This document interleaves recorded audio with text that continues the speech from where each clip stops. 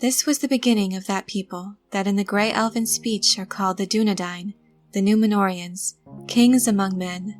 But they did not thus escape from the doom of death that Ilúvatar had set upon all mankind, and they were mortal still, though their years were long, and they knew no sickness, ere the shadow fell upon them. Amazon's TV series, referred to as Lord of the Rings on Prime, is set to take place in the Second Age of J.R.R. Tolkien's Middle-earth. In anticipation of this series, Amazon posted an interactive map of Middle-earth as it was in the Second Age. In the southwest corner of this map, you can clearly identify the famed island of Numenor, which plays a significant role in the world-shaping events that occur in this age. In this video, I'd like to review a few details that led to the rise and fall of this once great kingdom. Keep in mind this isn't a complete retelling of the history of the Second Age or of the men of Numenor, but these are certainly a few happenings that are likely to be referenced or even featured in this upcoming series. The island of Numenor was created in the 32nd year of the Second Age, when it was raised from the sea by the Valar, who were the powerful godlike beings that shaped and ruled the world. This island was given as a gift to the men who had stood with the elves of Beleriand against Morgoth, previously known as Melkor, in the wars of the First Age. Numenor was offered as a reward and as a rest after the war for these men along with Druidine refugees. Elros, son of Elendil, was the first king of Numenor. He and his brother Elrond were descendants of elves and mortal men. They had the choice of which lineage to belong to. Elrond chose an immortal life per his elvish lineage, and Elros chose mortality, and thus lived to be 500 years old. Under his rule in Numenor, between the 32nd and 442nd years of the Second Age, men rose to become a powerful race. Though this island was a gift, the Numenorian people were forbidden by the Valar from sailing any further west than they could see from the shores of the island. This restriction was placed upon them out of fear that these men would come upon the Undying Lands, the home of the Valar and the continent known as Aman. Over time and throughout the Second Age, the Numenorians came to resent this restriction that had been placed upon them, and eventually began to rebel against the Valar's authority, seeking the immortality that they believed was being held from them.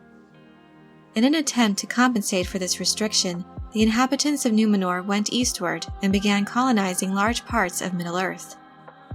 The Numenorians established several settlements in Middle-earth and aided the indigenous people that they referred to as middlemen, teaching them several crafts, instructing them, and helping to free them from the rebellious spirit and influence left behind by Morgoth. In the year 1700 of the Second Age, after the Great War of the Elves and Sauron, the Numenorians sent a fleet to help Gil-galad, the elven king of the Noldor. Together they were able to drive back Sauron, Morgoth's greatest servant. At that time, Sauron had dominated almost all of Eriador, which was in the northwestern region of Middle-earth. Throughout the Second Age, the Numenorians became a mighty naval empire. Over time, they grew more prideful and dissatisfied with their mortality, influenced by their resentment towards the ban of the Valar and the restrictions that prevented the men of Numenor from reaching the Undying Lands. Around the year 1800, they started to dominate the coasts and the lesser peoples of Middle-earth, demanding tribute from those that they had previously liberated and taught. Shortly after this, they started to speak openly against the Valar. Because of their rebellious spirit, the Valar displayed warnings to the men of Numenor in the form of storm clouds in the shape of giant eagles, but these haughty men paid no heed to those manifestations. A few Numenorians, referred to as the Faithful, remained loyal to the will of the Valar, and maintained good relationships with the elves. These Faithful were then persecuted by the majority of the population, who, out of their growing resentment, had decided to abandon their elven customs and languages. In the 32nd century, the king of Numenor forced the Faithful to relocate to Romena, the main seaport of Numenor, situated on its east coast.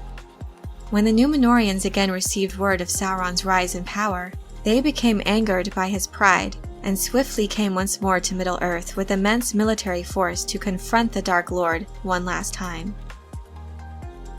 The Numenorians' military was so impressive that Sauron's forces fled from them with barely a fight. Sauron, however, realizing that he could not defeat the men of Numenor, allowed himself to be captured and begged for mercy. He was then brought back as a prisoner to the island of Numenor. Sauron's influence corrupted the Numenorians, and he soon became an advisor to the king. He had promised them the immortality they sought if they worshipped Melkor. With Sauron as his advisor, King Ar-Pharazon ordered the construction of a temple to Melkor, in which human sacrifices were offered. During this time, the white tree known as NIMLOTH the Fair, which grew in the king's court, and whose fate was said to be tied to the line of kings, was chopped down and burned in sacrifice to Melkor. Risking his life to preserve this ancient line of trees, Isildur rescued a sapling from the tree and managed to escape with it. Prompted by Sauron and driven by the fear of death and old age, Ar-Pharazon built a great naval fleet and set sail into the west to make war upon the Valar in an attempt to seize the Undying Lands. During this time, Sauron remained behind in Numenor. In the year 3319, Ar-Pharazon landed on Amon's shores and marched to the city of Valimar, located in the heart of Valinor. Fearing that the Numenorian army could wreak havoc in Valinor, but forbidden from killing or otherwise using force against men, the Valar called upon the omnipotent creator, Eru Ilúvatar, for assistance.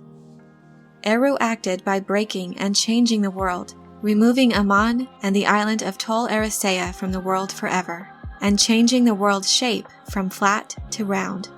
This meant that mortals could no longer reach the Undying Lands on their own. As a result of this cataclysmic event, Numenor was covered by great waves and sank into the abyss, killing its inhabitants and destroying the body of Sauron. This eliminated his ability to assume fair and charming forms as he once was able to.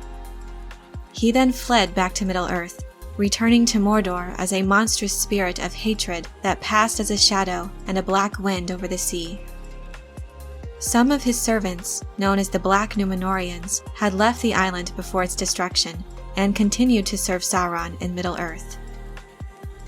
Elendil, son of the leader of the faithful Numenorians, along with his sons and his followers, had foreseen the disaster that was to come upon Numenor. They were able to escape by setting sail before the island was destroyed. They landed in Middle-earth and gathered the Numenorian and indigenous peoples living there, uniting them and forming the kingdoms of Arnor and Gondor. After its fall, Numenor came to be referred to as Adelante, meaning the Downfallen.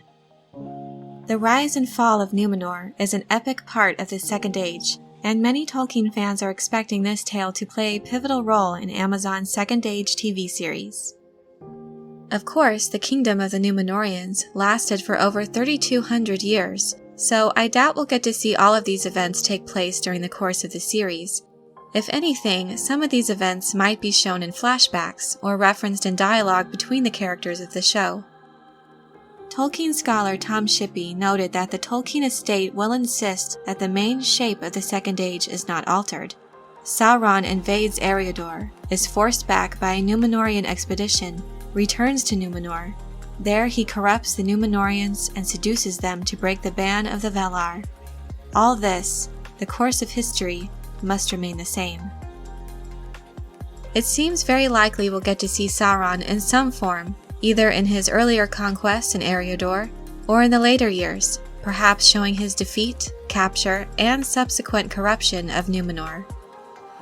There are certainly many exciting stories that can be told stemming from these events involving the Numenorians, and I'm very interested in seeing what setting Amazon has chosen for their series to unfold.